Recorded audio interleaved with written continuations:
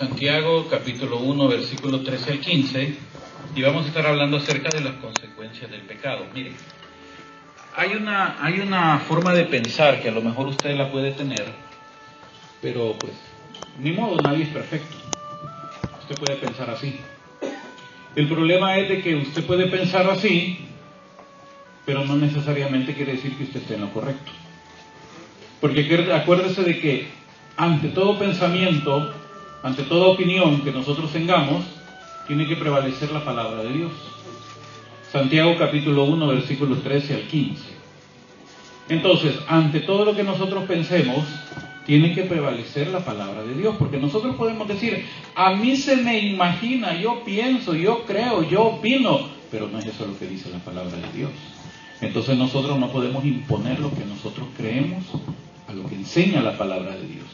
Y mucho menos atrevernos, como dicen algunos, a decir, sí, la Biblia dice, pero eso no quiere decir que diga eso. No, cuando Dios dice una cosa, es así, punto. Y uno de los grandes problemas que tenemos ahorita es que se han inventado que Dios no castiga, porque Dios es amor, y Diosito acá y Diosito allá. Pero cuando uno lee la palabra de Dios nos encontramos que Dios pone reglas, hermano. O sea, Dios es un Dios de reglas. Y al poner reglas, entonces uno tiene que saber que a toda regla también hay una parte punitiva. O sea, hay un castigo. Por ejemplo, dice aquí la policía, usted no se puede pasar una luz en rojo. Entonces viene, si solo la ley dijera, usted no se puede pasar la luz en rojo, pero no hay una parte de castigo, uno se las tira en rojo. Pero como aparte de la ley hay una sanción, entonces si uno sabe, se tira la luz en rojo, pues aquí en este país las penas son bien severas para el que haga eso, ¿no? Entonces igual es la palabra de Dios. Dios da mandamientos, pero en los mandamientos también está la parte punitiva. Por eso dice Dios, yo les doy a escoger a ustedes entre el bien y el mal. Escojan el bien, porque si escojan el mal, pues les va a ir mal. Pero muchos dicen, son las consecuencias. Sí, pero aparte de las consecuencias, hay que entender lo que ahí viene, el castigo de Dios. Ay, pero Dios no es castigador. Lee la Biblia y te vas a dar cuenta que sí. Es que es el gran problema, hermanos. La gente que opina nunca en su vida ha leído la Biblia, por lo tanto pone sus opiniones a lo que enseña la palabra de Dios. Y ahorita mismo lo vamos a ver. Y aquí me imagino que la mayoría tienen... ¿Quiénes tienen hijos? Levanten la mano los que tienen hijos. Ok.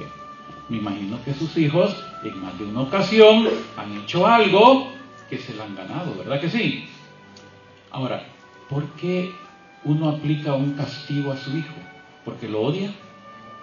¿Porque es vengativo uno? ¿O por qué lo hace? Para corregir. ¿Y uno corrige por qué? ¿Porque los odia? Porque los ama. Y eso es precisamente lo que dice el libro de Apocalipsis.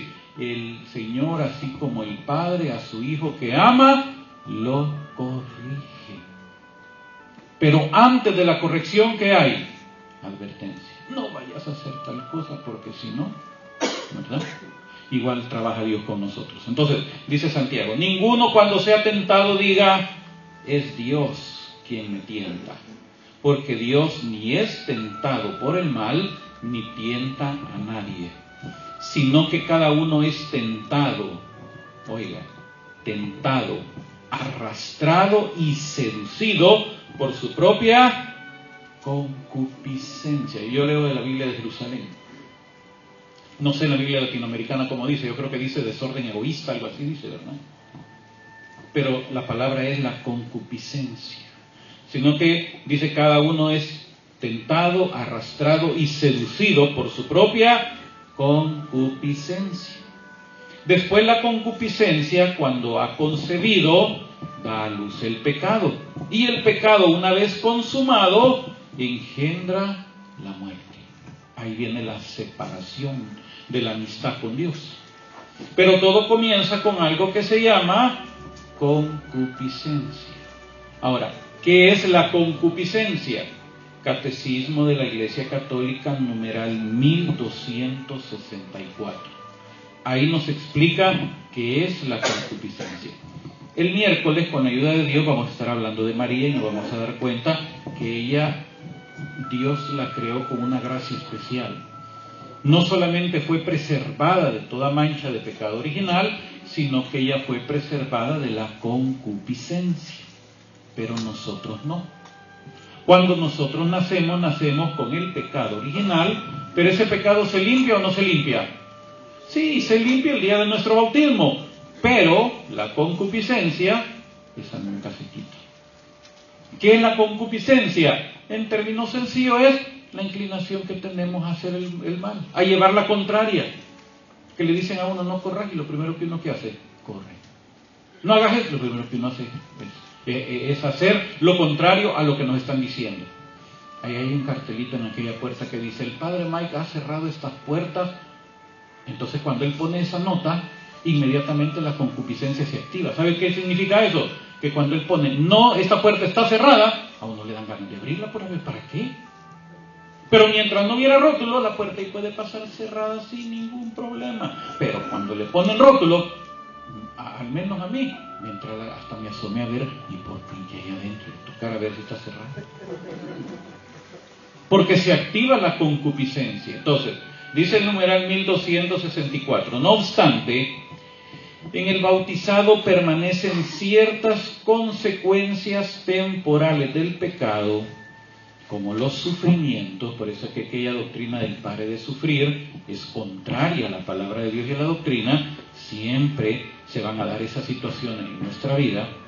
La enfermedad, hay gente que no acepta la enfermedad, y una doctrina protestante que se llama la confesión positiva o la superfe, le están enseñando a la gente que uno no tiene que vivir enfermo. Usted declare, usted decrete que está sano y usted confiese que está sano, porque la fe le tuerce el brazo a Dios, dice esa gente. Y esas doctrinas a veces se nos meten en nuestra iglesia. Y usted va a encontrar predicadores o cantantes católicos que andan hablando de decretar, ¿cómo dice? Usted confiese, usted declare, decrete. Pero son doctrinas contrarias a lo que dice la palabra de Dios. Los sufrimientos, la enfermedad, la muerte o las fragilidades inherentes a la vida, como las debilidades de carácter, son cosas que tenemos que aprender a luchar entre nosotros, o sea, con nosotros. Las debilidades de carácter. Así como una inclinación al pecado, que la tradición llama concupiscencia. Y así la llama la tradición, concupiscencia. La concupiscencia, dijo el Concilio de Trento, dejada para el combate, o sea, Dios la permite, Dios la deja. Es lo que se le llama la naturaleza caída del ser humano. Dejada para el combate, oiga lo que dice el catecismo, no puede dañar a los que no la consienten y la resisten con coraje, por la gracia de Jesucristo. Antes bien, el que legítimamente luchare será coronado. Eso es lo que nos enseña el catecismo con respecto a la concupiscencia. Entonces, ¿qué significa? Que la concupiscencia es esa inclinación natural que todos los seres humanos tenemos al pecado, pero que si nosotros no le damos lugar, no se activa. Es como el virus, un virus. Todos tenemos en algún momento, la mayoría de seres humanos, tenemos un virus en nosotros que se llama herpes simple. En mi país, cuando se activa ese virus en uno y se dan las condiciones, lo que hacen es que salen unas erupciones en los labios y uno dice, me dio fuego. No sé si en sus países también dicen igual. Me dio fuego. Eso es un virus que tenemos la mayoría de seres humanos, que ahí está, ahí anda en nuestra sangre. El problema de ese virus es que cuando se activa, ¿y cómo se activa? Cuando hay algún cambio de temperatura brusco en nuestro cuerpo, hay alguna fiebre, hay alguna impresión fuerte, el virus se activa. Entonces, ¿cómo se activa el virus? Creando esas erupciones en nuestro labio, el herpes simple. Entonces, así es la concupiscencia. Ahí está en nosotros, ahí vive en nosotros. Pero mientras nosotros no le demos lugar, mientras nosotros no la alimentemos, no demos las condiciones para que se active, ahí puede estar. El problema es cuando se da la situación que se activa y nosotros no la logramos dominar. Y eso es lo que está diciendo Santiago. Ninguno cuando sea tentado diga, es Dios quien me tienta, porque Dios no tienta por el mal, ni Él es tentado, sino que cada uno es tentado, arrastrado y seducido por su propia concupiscencia.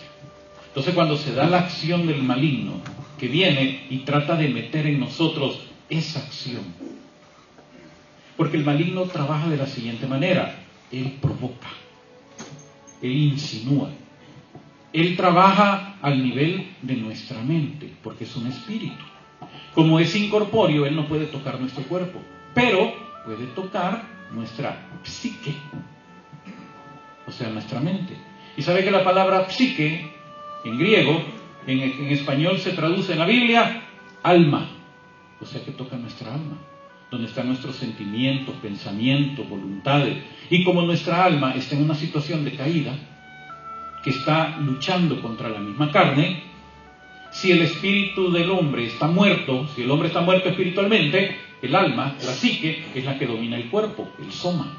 Pero cuando uno entra en una relación de conversión, el neuma, o sea, el soplo de Dios, el espíritu, se reaviva, ahí donde viene la vida espiritual, está conectado con el espíritu de Dios. Entonces el orden jerárquico es el neuma, el espíritu, que está gobernando el psique o la psique, o sea, la mente, el alma, y por consiguiente el cuerpo. El cuerpo no actúa sino que uno lo mande. Por ejemplo, mi mano no puede tocar esa botella si mi mente no le dice que la toque. Entonces, mientras mi cerebro o mi mente no le da órdenes, mi cuerpo no actúa. Entonces no vengamos diciendo, ay, es que yo ya no pude, no aguanté. No, porque el alma gobierna el cuerpo, y si el alma está gobernada por el espíritu, el pecado no entra. Por eso dice San Pablo que debemos de renovarnos en el espíritu de nuestra mente. Y ahí es donde el del consejo: todo lo que es bueno, todo lo que es santo, lo puro, lo justo, lo perfecto, en eso es lo que hay que pensar. Pero si en lugar de pensar en eso, pensamos en los deleites de la carne, la concupiscencia se activa y eso nos lleva al pecado. Entonces, ¿dónde encontramos un ejemplo de esa situación? Segundo libro de Samuel, capítulo 11. Ahí se da un caso. Un caso muy severo en donde David, el gran rey de Israel, el dulce cantor, el hombre conforme al corazón de Dios, le dio lugar a la concupiscencia. Y eso trajo una serie de consecuencias fatales, funestas para David. Capítulo 11, versículo del 1 al adelante. A la vuelta del año, en la época en que los reyes salen a campaña, envió David a Joab con sus veteranos y todo Israel. Derrotaron a los amonitas y pusieron sitio a Rabá, mientras que David se quedó en Jerusalén. ¿Qué significa esto? Todos en la batalla, David en su casa. Todos luchando, David en su casa. Un atardecer se levantó David de su lecho y se paseaba por el terrado de la casa. Oiga, un atardecer se levantó de su lecho. ¿Qué significa eso? Que estaba ocioso. Estaba haciendo su siesta. Se levantó de su siesta, empezó a caminar por el terrado de su casa. Significa que estaba ocioso. Mientras todos los demás en guerra, él estaba haciendo la siesta. Entonces se levantó, iba caminando por el terrado de la casa del rey, cuando vio desde lo alto del terrado a una mujer que se estaba bañando. Entonces la mujer estaba, no sabemos en qué forma, aunque hubiera estado con una túnica, igual la túnica se pegaba a su cuerpo. La mujer estaba bañándose. Entonces cuando David la vio, dice aquí el pasaje que estamos leyendo, que era una mujer muy hermosa. Y David la vio. Y la mujer bañándose. Entonces cuando David ve eso, mandó David para informarse sobre la mujer. Yo me imagino que David le debe haber dicho a los criados que estaban con él: ¿quién es esa que está? Ven, miren. Y aquellos se agacharon a ver. ¡Ah! Es Betsabé, es Betsabé.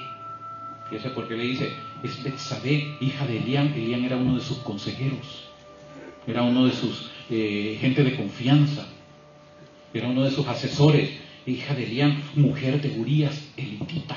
Urías era uno de los altos oficiales de David. Entonces la mujer se estaba bañando, y la mujer era muy hermosa, y David estaba ocioso. Entonces cuando David observa eso, David ve a la mujer, que era muy bonita y se estaba bañando. Cuando David la vio, entra la concupiscencia.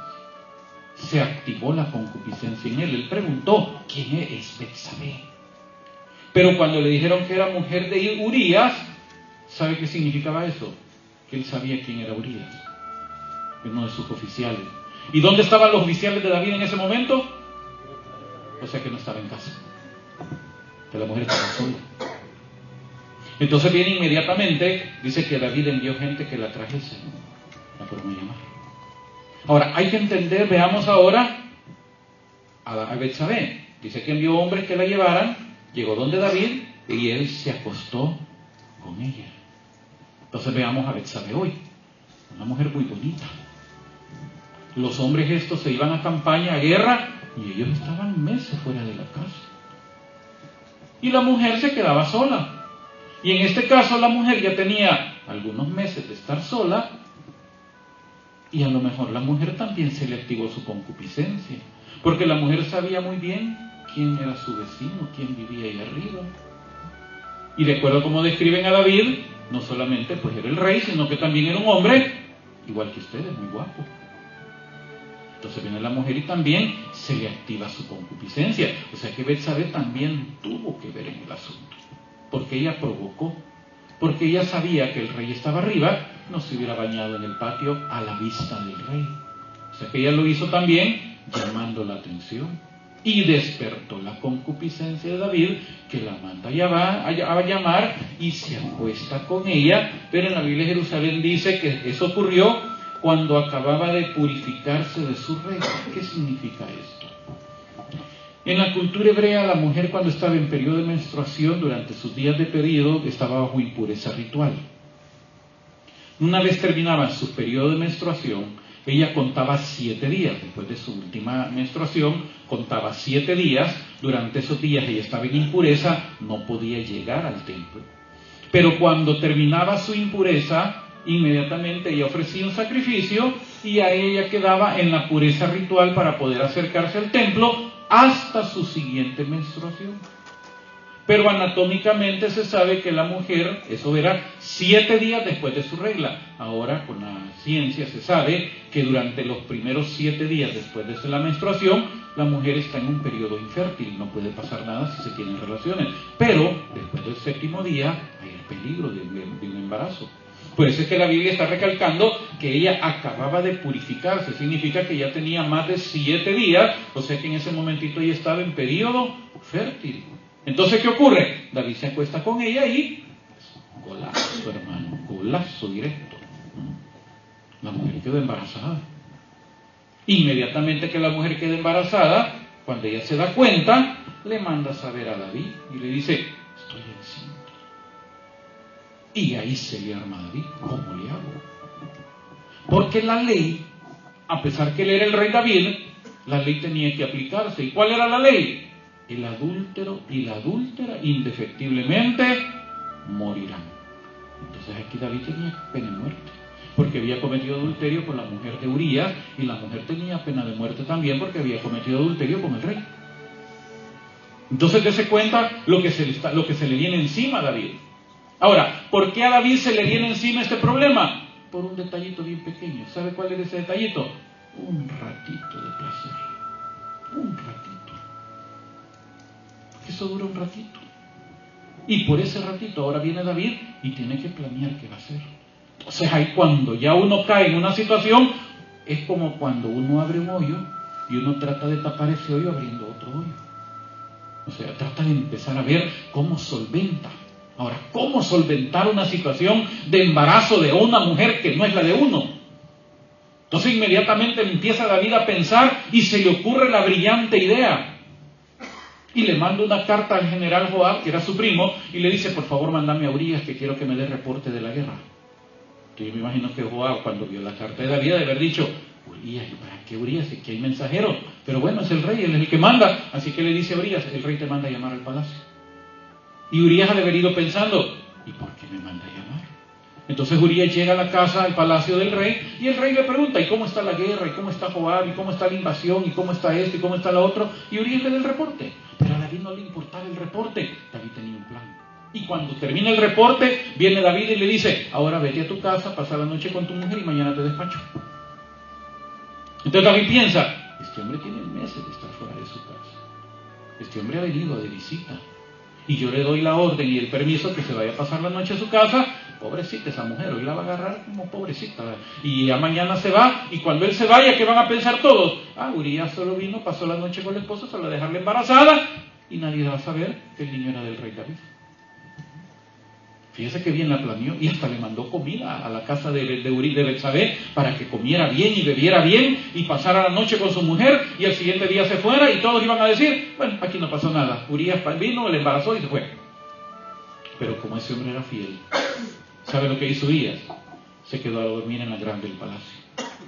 En la mañana llegan los criados y le dicen a David, Urías no fue a su casa, se quedó durmiendo en el palacio. Y lo manda a llamar, ¿qué no te dije que te fueras a tu casa? Que pasaras la noche con tu mujercita, has tenido meses de estar fuera de tu casa. Y Urías le dice, no, porque no es justo que Joab, mi general, y los demás compañeros estén durmiendo en el piso, en la tierra del arca del pacto, esté en la tierra, y yo iba a estar bien tranquilo con mi mujer en la noche. No, dijo, vive Dios, que yo no voy a hacer eso. Entonces viene Urías y le dice, no te vayas hoy, te quedas y mañana te despacho. Entonces esa noche David planea una fiesta, lo invita y le empieza a dar trago, a modo de emborracharlo. Porque David pensó, ya borracho se le va a olvidar, y la fidelidad borracho se le va a olvidar todo, y ya borracho va a ir a dormirse con la mujer y mañana se va tranquilo. ¿Y sabe lo que hizo ese hombre borracho y todo? Se quedó a dormir en el palacio otra vez. Como vio David que no pudo, entonces ahora David hace otra cosa. Escribió una carta para Joab, y en la carta decía, pónganme a Urías en lo más fuerte de la batalla, y cuando esté lo más recio, déjenlo solo para que muera. Se enrolla la carta, le ponían, en esa época era una resina, y ahí se ponía el anillo del rey o el sello, y eso quedaba sellado. Nadie podía romper ese sello, solamente, en este caso Joab, que a él iba dirigida la carta. Entonces le entrega al mismo Urías la carta donde iba su condena de muerte. Y aquel va y se le entrega a Urías. Urías ha de haber quebrado el sello, ha de haber extendido el pergamino. Cuando vio la carta, Urías ha de haber pensado, haber quedado viendo a Urías y ha de haber pensado, algo hizo y el rey lo va a matar. Y eso fue lo que hizo Urías. El siguiente día entran en batalla, Joab manda a Urías al frente. Ya había dado orden que cuando sonara la señal lo dejaran a él solo, adelante, y así fue como Urías muere en esa batalla. Luego le mandan un servidor, un mensajero a David para decirle que habían atacado, que habían ganado los enemigos, y cuando el rey se enoje le dice Joab, dile que Urías ha muerto. Cuando el rey se enoja, ¿y por qué se acercaron? Que no sabían. Entonces viene el mensajero y le dice, sí, pero también Urías murió. Bueno, dijo David, entonces díganle a Joab que no pasó nada, que pues son cosas de la guerra, que mejor se prepare bien para la próxima, y ahí terminó todo. Entonces de ahí manda a llamar a la mujer cuando le avisan de que había muerto su marido. David la consuela, pero viene David y dice, no se preocupe, doña Betsabé, usted no va a quedar desamparada. Ese niño que usted tiene, que fue producto de la noche que pasó con su marido cuando él vino, porque usted cree que la gente se dio cuenta que Urías se quedó en el palacio. La gente no supo. Ellos vivían en un complejo. Entonces ese niño no quedó desamparado, yo me caso con usted y yo voy a adoptar a ese niño. Entonces dice el pasaje de la que acabamos de leer, que cuando la gente supo eso, la gente aplaudió la actitud del rey. La gente dijo, qué bueno es el rey, qué hombre más bueno tenemos. Ese hombre muere en la guerra, ese niño no va a quedar desamparado, sino que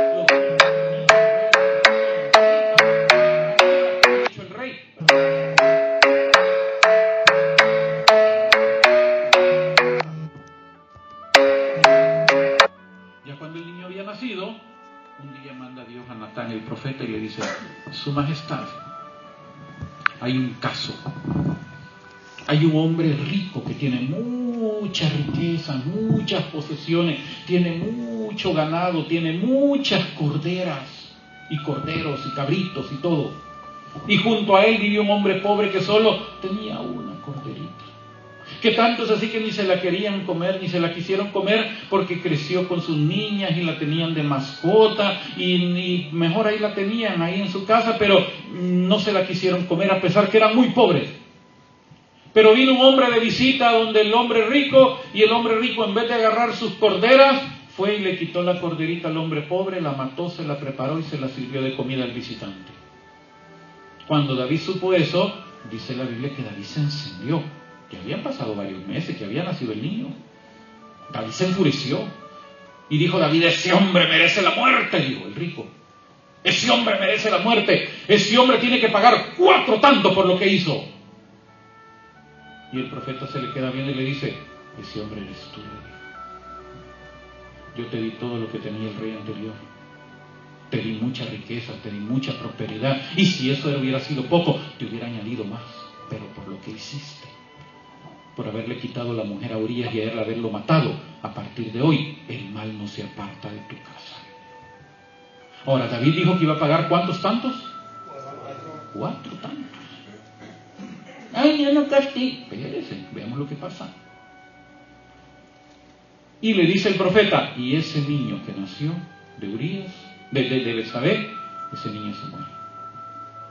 Y empieza David a llorar, y empieza David a clamarle a Dios que ese niño no muriera. Y hasta dicen que hacía ayuno, se tiraba al suelo, no comía, no se bañaba. Pero como Dios había decretado que el niño moría, el niño murió. Cuando le avisaron, cuando se dieron cuenta que había muerto, inmediatamente pues él se da cuenta que los siervos cuchicheaban, y él le preguntó: ¿ya murió el niño? Sí, ya murió. Se levantó, se bañó, se cambió, pidió comida, se perfumó, y le dijeron los demás: pero eso es contrario a lo que hacemos cuando estamos de duelo, de luto. Has estado de luto mientras el niño vivía, y hoy que el niño muere, te pones a comer y te bañas. Y David dio una respuesta bien interesante: es que no puedo hacer nada. Yo no puedo hacer que el niño regrese, en cambio yo sí voy a ir donde él está. Pero ¿qué pasó con el niño? Murió. Ahí vino el primer tanto. ¿Y todo por qué, hermanos? Por un ratito de pecado. ¿Pero cuántos tantos dijimos? O sea que faltan. David tenía una hija llamada Tamar, hermana de Absalón, una muchacha muy hermosa, muy bonita. David tenía otro hijo llamado Amnón. Este Amnón, iba a ser el heredero, se perfilaba a ser el nuevo rey. Amnón se enamora de su propia hermana, pero como era su hermana, entonces no había manera. Entonces viene un día y le dice uno de sus primos, Simea, que era hijo de un hermano de David, que era uno de los que trabajaba, era parte del grupo de asesores de este príncipe. Entonces le dice: ¿y por qué te veo tan flaco, príncipe? Le dijo: ¿y por qué te veo desmejorado? Y le dice: es que estoy enamorado de mi hermana y no le puedo hacer nada porque es mi hermana, le dijo. Ah, no, le dijo, eso tiene solución, porque dice la Biblia que este hombre era muy astuto. No, le dijo, eso tiene solución. Fingí que estás enfermo, y cuando venga el rey a visitarte, entonces le decís que tenés el antojito que tu hermana te venga a preparar unos buñuelitos, de los buñuelitos ricos que ella hace. Y ya cuando esté aquí en la casa, la agarras.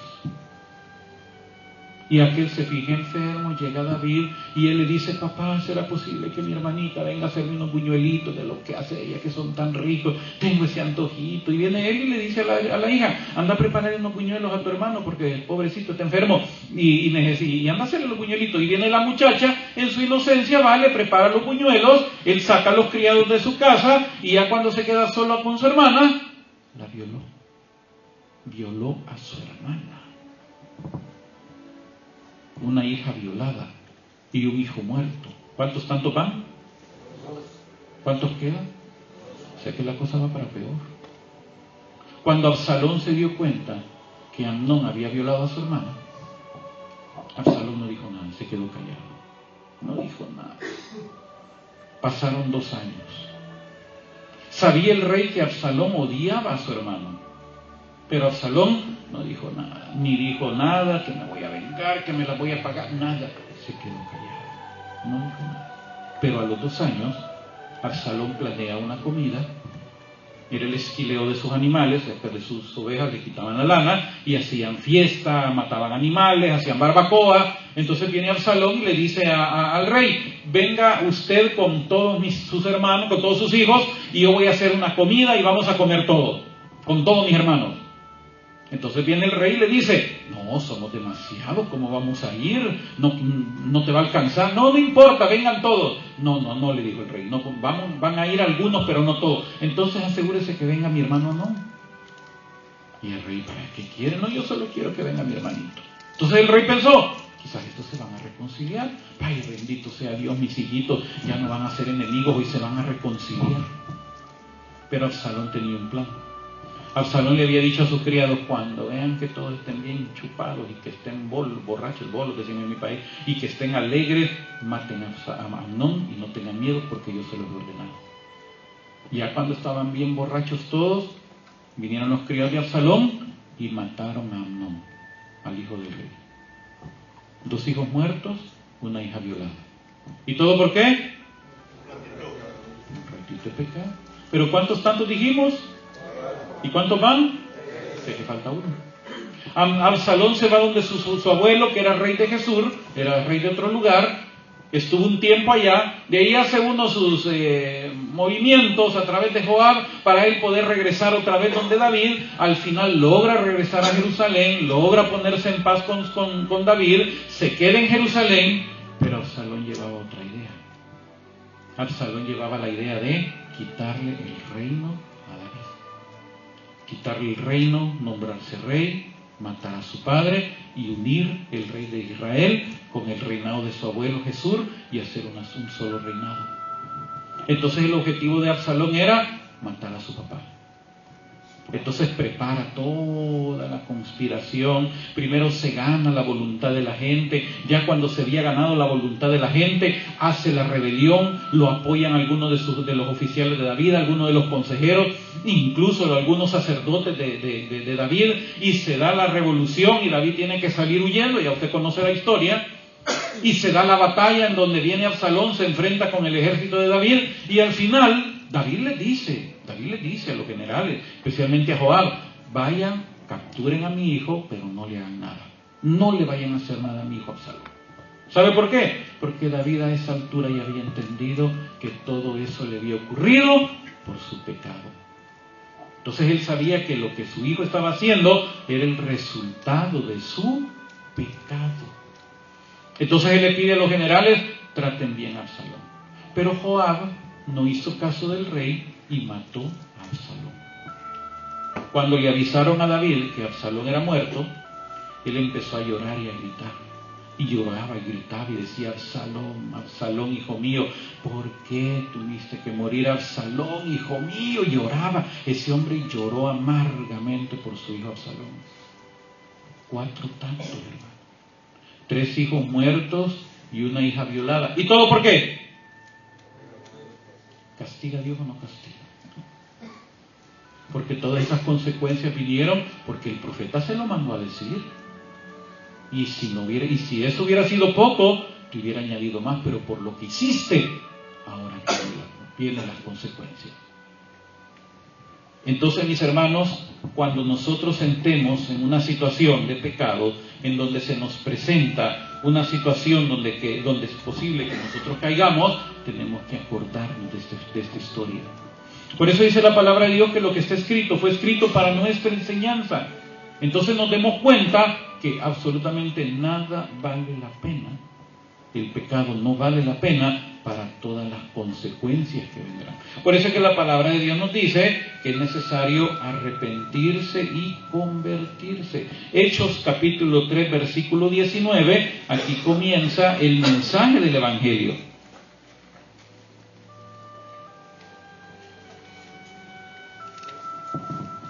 Hechos 3:19 dice: arrepentíos pues y convertíos para que vuestros pecados sean borrados. Miren, hermanos, hoy se nos predica un evangelio muy diferente. Hechos 3:19. Hoy se nos predica un evangelio muy diferente al evangelio de la Biblia. Hoy se nos predica un evangelio en donde Dios es amor, Dios te recibe como estás y no importa cómo tú estás, si Dios te ama y no importa porque así como el Señor defendió a la prostituta. En primer lugar, la mujer no era prostituta, era adúltera, y en segundo lugar, Jesús no la defendió. En ningún momento Jesús dijo, no hombre, pobrecita, dejen, hombre, si ella no tiene la culpa de ser así. Y en ningún momento Jesús le dijo a la mujer, ahora vete, pues ahí disfruta con tu marido y con tu amante. En ningún momento, no. Jesús se enfrenta a eso. Porque la trampa era así. Le presentan a la mujer, pero la ley decía el adúltero y la adúltera, pero le presentaron a la mujer y el hombre ¿dónde estaba? Y Jesús sabiendo, conociendo la Escritura, sabía que en el libro de Daniel, en la parte griega del libro de Daniel, está la historia de Susana, que fue acusada de adúltera por unos hombres perversos, por unos jueces perversos, que la condenaron, pero eran mentiras. Ellos le dijeron que se acostara con ellos, ella no quiso, la acusaron de que estaba con un hombre, pero no presentaron al adúltero. Entonces a la mujer la condenan, cuando Daniel, que era un jovencito, dijo, yo no soy cómplice de la sangre de esa mujer, es sangre inocente. Entonces los ancianos se quedaron, ¿y por qué decís eso? Porque ustedes son necios, les dijo Daniel, ustedes no han hecho bien la investigación. Entonces regresaron otra vez al tribunal y pusieron a los dos ancianos y le dijeron, apártense uno del otro y llévense a este para allá y el otro y llámenme al primero, llama. Y le dice, ¿bajo de qué árbol encontraron a la mujer? Ah, debajo de aquella acacia. Ah, ok, pues Dios en este momento ha decretado que te va a cortar la cabeza, y le dice un montón de cosas al anciano. Se lo lleva. Cuando llaman al otro le dicen, ¿debajo de qué árbol? Debajo de aquella encina. O sea que ahí mismo ellos dijo, uno dijo un árbol y el otro dijo el otro árbol. Entonces ahí descubrieron que los hombres mintieron y la mujer fue liberada. En el caso de Jesús igual, le llevan a la adúltera, pero no le llevan al hombre. Entonces, ¿cuál era la trampa? Le dicen, en la ley dice que hay que apedrear a estas mujeres. Si Jesús dice, no la apedreen, lo condenan por quebrantar la ley. Si Jesús les dice, ¿dónde está el adúltero? O sea, esa era la trampa. ¿A dónde está el adúltero? Entonces le hubieran acusado. Sí, pero hay que apedrear a la mujer. Entonces era una trampa que le estaban poniendo a Jesús. Entonces Jesús lo único que dijo, miren, si ustedes no han pecado, pues ahorita tiren la primera piedra. Pero como ellos sabían cuál era el pecado, ¿y cuál era el pecado que estaban haciendo? Ponerle una trampa a Jesús. No condenaron a nadie. Pero Jesús le dijo a la mujer, ¿quién te condenó? Ninguno, pues ni yo tampoco. Pero, ¿qué le dijo Jesús? No peques más. Pero ¿qué nos dicen hoy? Ay, hermanito, si Diosito es bueno, si no importa cómo tú vivas, si el ladrón se salvó en el último momento, tú te vas a salvar igual. ¿Quién dice? ¿Quién? ¿Cómo? ¿Y acaso sabemos cómo nos vamos a morir nosotros? ¿Y acaso sabemos que vamos a tener espacio, tiempo, chance de pedir perdón en el último momento? No sabemos. Entonces, dése cuenta cómo hoy nos han tergiversado el Evangelio. Y el Evangelio bien claro, arrepiéntanse y conviértanse. El caso de Judas, por ejemplo, ¿se arrepintió Judas, sí o no? ¿Sí se arrepintió o no se arrepintió? Sí se arrepintió, claro que sí, devolvió las monedas, dijo, yo he entregado sangre inocente. ¿Qué le dijeron los sacerdotes? A nosotros que nos importa, ya lo habían capturado a Jesús. Pero se arrepintió, ¿verdad que sí? Pero le faltó la otra parte.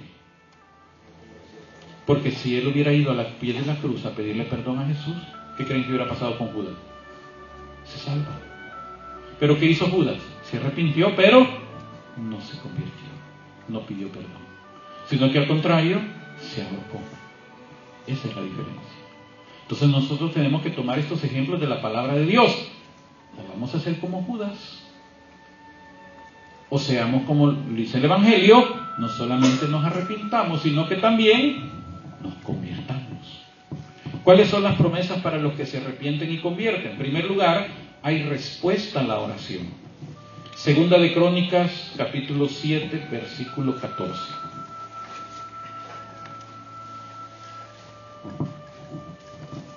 Segunda Crónicas 7, 14. Si mi pueblo sobre el cual es invocado mi nombre se humilla, orando y buscando mi rostro, y se vuelven de sus malos caminos. Pero mire, hay una condicional. Si mi pueblo se humilla, orando, buscando mi rostro, se vuelve de sus malos caminos, o sea, se convierte, se arrepiente y se convierte.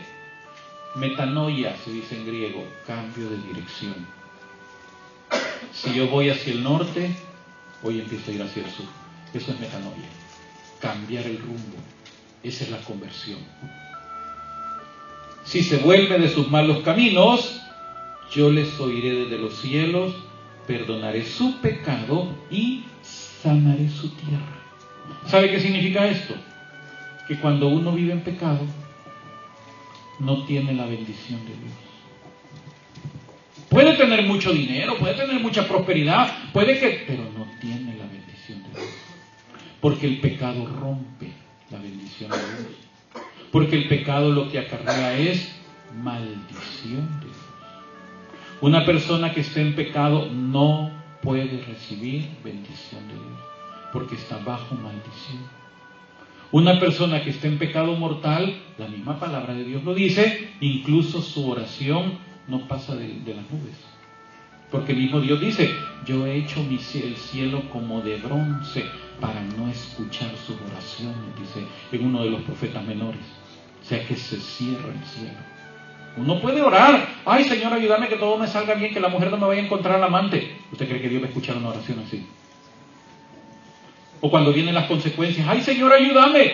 Pero si se está en pecado mortal, ¿cómo va a ayudar el Señor? Y si el Señor está avisándonos y nos está hablando que nos convirtamos, ¿cómo vamos a recibir bendición si no queremos convertirnos? Porque hay dos tipos de inconverso, el inconverso y el inconverso obstinado. El inconverso es que cuando el que escucha la llamada de Dios, hay un momento que se ablanda y vuelve. Pero el inconverso obstinado, ese nunca. Y el que se convierte en un inconverso obstinado, es el que al final comete la blasfemia contra el Espíritu Santo. ¿Y cuál es la blasfemia contra el Espíritu Santo? Cerrar el oído a la voz de Dios para no convertirse. Porque el Espíritu Santo es el que redarguye de pecado. El Espíritu Santo es el que nos lleva a la conversión. Pero si yo decido no convertirme porque yo prefiero vivir en pecado, ofendo, como dice la epístola a los Hebreos, el Espíritu de gracia. Entonces ya el Espíritu Santo ya no nos dice nada. Y cuando el Espíritu Santo ya no nos dice nada, ya no hay arrepentimiento, ya no hay conversión. ¿Qué es lo único que queda? Condenación. Ese pecado nunca será perdonado, ni en esta vida, ni en la venidera, porque cierra la gracia, cierra el oído a la voz de Dios.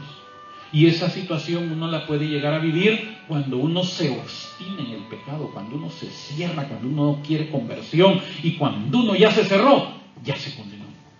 Entonces por eso está diciendo acá, si se humilla, orando, buscando mi rostro, se vuelve de sus malos caminos, yo les oiré desde los cielos, perdonaré su pecado y sanaré su tierra. O sea, devolverá la bendición.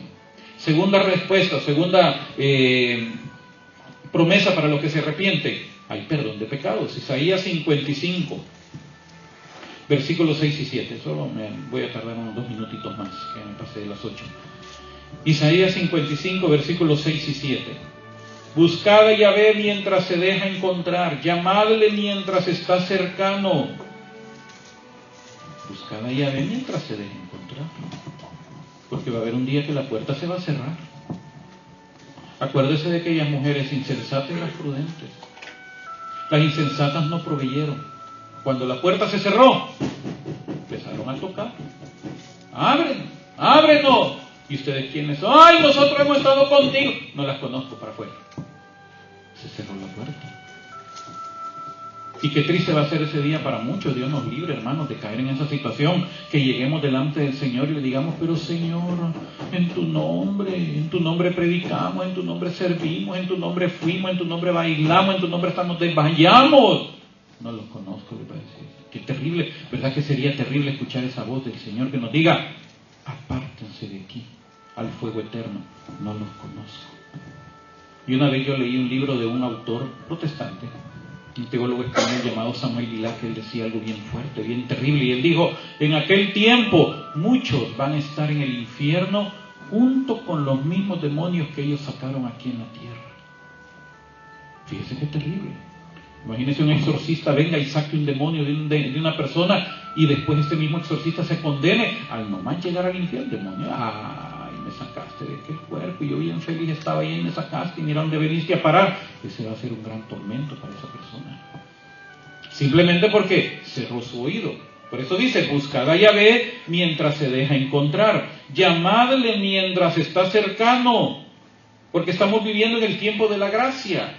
Y en el tiempo de la gracia tenemos acceso al perdón de Dios a través del sacramento de la reconciliación, siempre y cuando nos arrepintamos y nos convirtamos, hagamos un verdadero propósito de enmienda, o sea, no volver a pecar. Pero va a haber un día que eso se acaba. Ahí va a ser el dolor para muchos que ya no van a poder entrar. Deje el malo su camino, el hombre inicuo sus pensamientos, y vuelva hacia Yahvé, que tendrá compasión de él, a nuestro Dios, que será grande en perdonar. Cualquier pecado que hayamos cometido al ir al sacramento de la reconciliación queda borrado. Pero no significa que vamos a volver. Significa que quedó borrado para no volver otra vez. Ese es el problema de muchos, que vamos y confesamos el mismo pecado todos los meses. Fíjense que yo conocí a un jovencito de Honduras, aquí en Virginia, que entra al seminario con otro muchacho, también de Honduras. Y los dos seminaristas ya iban al tercer año de seminario. Usaban sotana porque estaban en una orden religiosa. Pero de repente la gran sorpresa fue que uno de ellos dos lo echaron del seminario. Porque este muchacho, como era bien amigo del otro muchacho, cuando le daban día libre, entonces el muchacho, como él estaba solo aquí en este país, este muchacho se iba con el amigo a la casa a la casa de una hermana de este amigo, entonces ahí pasaban el fin de semana. La hermana de este otro seminarista era una muchacha joven también que estaba casada y no se enamora del hermano. Y la hermana del seminarista se enamora de él, estando la mujer casada.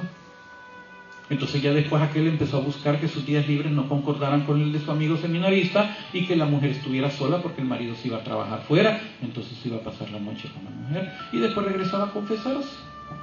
Entonces todas las veces que él tenía día libre, fin de semana libre, cuando regresaba del fin de semana, a confesar el mismo pecado, hasta que un día el sacerdote, el formador, le dijo: mira, no servís para sacerdote, porque si cada vez que salís vas a venir a confesar el mismo pecado, no servís para esto, le dijo, y lo echaron del seminario.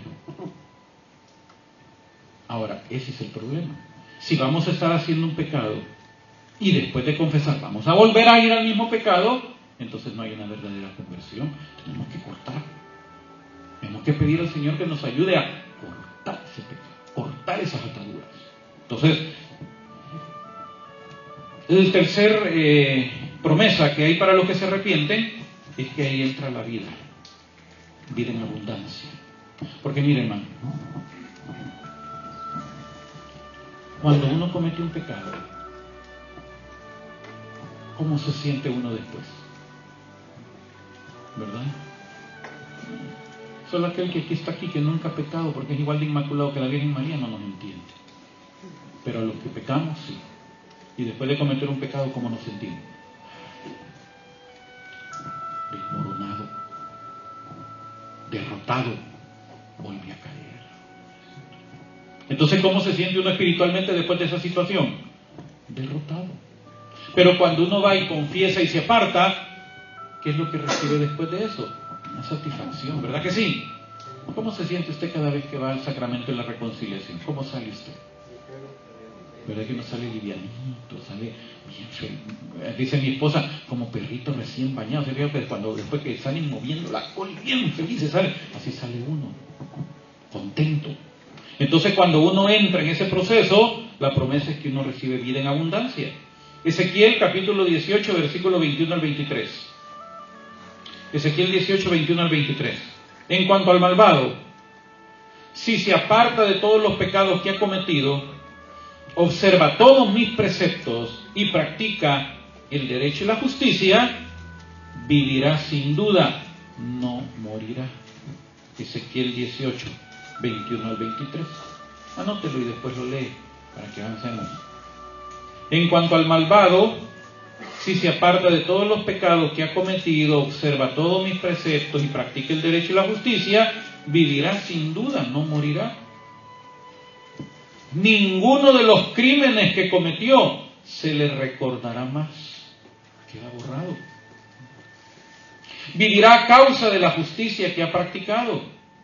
¿Acaso me complazco yo en la muerte del malvado, dice el Señor, y no más bien en que se convierta de su conducta y viva? San Pablo dice que tenía un aguijón en la carne.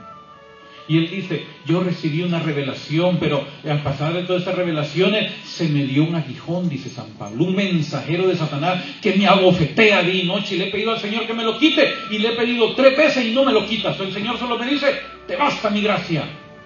Yo decía, ¿cuál será? Y buscando información, interpretación, decía, es que Pablo estaba enfermo, es que Pablo no miraba bien, es que Pablo andaba jorobado de tanta garroteada que le daban, es que Pablo tenía problemas de estómago. Pero no me satisfacían esas conclusiones, porque la respuesta que mismo Pablo daba no daba lugar a esa interpretación. Porque si hubiera estado enfermo, cualquier situación, lo que hubiera dicho el Señor, pues, te basta ahí la sanidad o espera la sanidad. Pero el Señor le decía, te basta mi gracia. Y la gracia es el favor de Dios que recibimos, su amistad. Por eso dice San Pablo en Efesios, por gracia es que somos salvos, por medio de la fe. Lutero decía, nos salvamos solo por fe, pero no, porque la fe es creer. Y los demonios creen, dice Santiago, y tiemblan, y no se salvan. Entonces la salvación viene por un acto de gracia de Dios. Por gracia, por amistad, por favor divino, es que somos salvos. Y eso se logra por medio de la fe. La gracia es como una puerta que está cerrada, pero mientras usted tenga la llave que se llama fe, usted puede abrir esa puerta que se llama gracia y entrar a la salvación. Entonces la gracia es la que nos salva. Entonces San Pablo, cuando le decía al Señor, ya no aguanto este mensajero de Satanás, el Señor le decía, te basta mi gracia. Entonces un día en oración le dije, Señor, entonces ¿cuál es el aguijón? Y se me vino a la mente en el momento. ¿Quién fue Pablo antes de su conversión? ¿Qué dijo la segunda lectura hoy? Era perseguidor. Cuando mataron a Esteban, dice que guardaron las ropas de los que iban a apedrear a Esteban a los pies de Pablo, de Saulo. ¿Qué significaba eso? ¿Que era el niño que les cuidaba, el muchacho que les cuidaba? No, significaba que él era el que iba comandando la turba. Él era el supervisor, el dirigente, el que estaba dirigiendo la turba que mató a Esteban. Eso significa que dejaron las ropas a los pies de él. O sea que él estaba con sus brazos cruzados viendo en el momento que apedreaban a Esteban. Él escuchó a Esteban decir, veo el cielo abierto y a Jesús sentado a la derecha. Él escuchó cuando Esteban dijo, Padre, Señor, no les tomes en cuenta este pecado.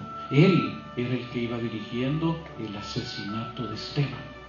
Y después, lleno de rabia, de furia, pidió cartas a los sacerdotes para agarrar a todos los que profesaran la fe cristiana, encarcelarlos e incluso matarlos. Él estaba lleno de odio hacia la iglesia.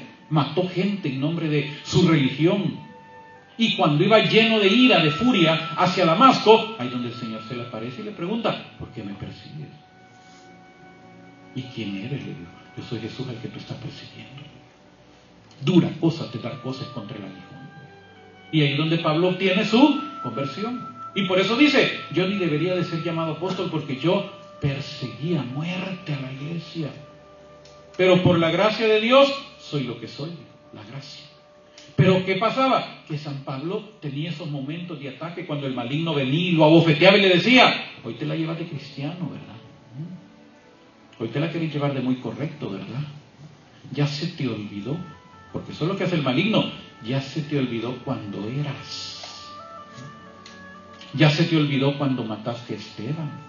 Ya se te olvidó cuando mataste a tanto cristiano, cuando encarcelaste, cuando obligaste a blasfemar a tanto cristiano. Ya se te olvidó, ¿verdad? Y hoy te la llevas de gran brillo. Y San Pablo no soportaba, ya no aguantaba ese tormento y le dijo al Señor, quítamelo. ¿Y qué le dijo al Señor? Te basta mi gracia, ya te perdoné. Ya no me acuerdo. Yo ya eso quedó borrado. Entonces una vez leí algo que me gustó, que dice que cuando el diablo nos quiera recordar nuestro pasado, nosotros le tenemos que recordar a él su futuro. ¿Y cuál es el futuro de él? Condenación.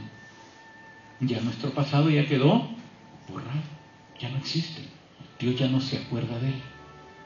Imagínense ahora cuando San Pablo es martirizado, como, yo no sé, yo le voy a preguntar cuando llegue, si es que el Señor me permite, yo le voy a preguntar a Pablo, nomás lo vea, o a Esteban, ¿cómo fue ese día?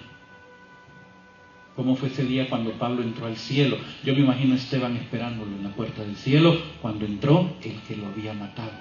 Pero ahora ese que lo mató se convirtió en el gran apóstol de Jesucristo. Sean de verdad un abrazo, hermano. ¿O no cree usted eso? ¿Y todo por qué? Porque la gracia borró el pecado de Pablo. Por eso, mis hermanos, terminando, nunca nos olvidemos lo que nos enseña Proverbios 28:13. Proverbio 28:13 dice: el que oculta su delito no prospera. El que oculta su delito no prospera. El que lo confiesa y se aparta, alcanza misericordia. Así que, mi querido hermano, primero no le demos lugar a la concupiscencia. Porque toda la raíz de los pecados, de las consecuencias, de todo, es cuando le damos lugar a la carne. No le demos lugar a la carne. Aunque el maligno nos quiera presentar oportunidades que se vean bonitas de venir y pecar, rechacemos eso. Y siempre pensemos, vale más vivir en gracia de Dios que vivir en el pecado. Amén. Ave María Purísima.